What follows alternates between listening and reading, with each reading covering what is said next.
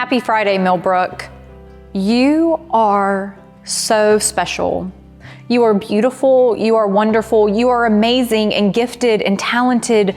Millbrook, you amaze me because of who you are. How often do we hear these kinds of words and affirmations, but each and every one of those words about you is true. God created each of us in God's own image. You, inside of your humanity, inside of your brokenness and beauty, you have a piece of God's holiness and spark within you. And that makes you pretty awesome. I've been thinking about this as I've read this book for years to our children and our students at our Millbrook preschool, When God Made You. I want to read you 2 pages from this book that speak to me, and I hope they speak to you too. Out of billions of faces, all cultures, all races, people God made from all different places. God knew your name, your picture is framed. God's family without you, it wouldn't be the same. Because you being you is God's dream coming true.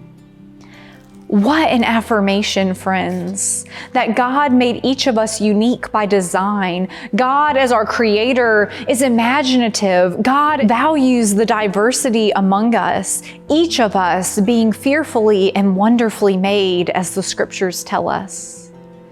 How often do you feel empowered to be your true self?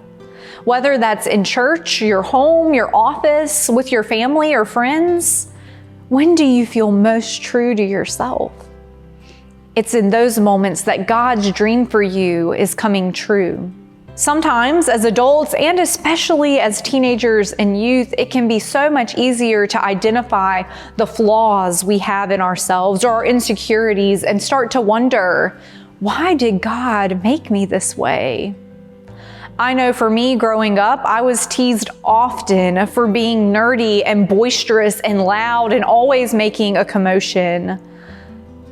But as I grew up, I started noticing that in order to fulfill God's dream for me of becoming a preacher, being nerdy and loud were actually gifts that I went years not appreciating about myself. I hope you spend time this week reflecting and discovering gifts that you have been given all along for the purpose for which God created you. Out of billions of people, God knows you by name. God calls you to be yourself. We cannot answer any call of God without first being true to who God made us to be. God's family without you would not be the same. Millbrook's family without you wouldn't be Millbrook. What a comfort it is to remind ourselves of those truths, and what an adventure it is to know that the people we sit with in worship, the people we see in the grocery store, the people we work with, each of those people have a tiny piece of God's holiness ingrained in them. We all have something to learn about who God is from the beautiful people we see around us. What a kinder, more beautiful, more diverse place would we be if we all had this outlook in life. So friends, today I celebrate who you are and who God made you to be. Let us seek to do the same in our community and in our church.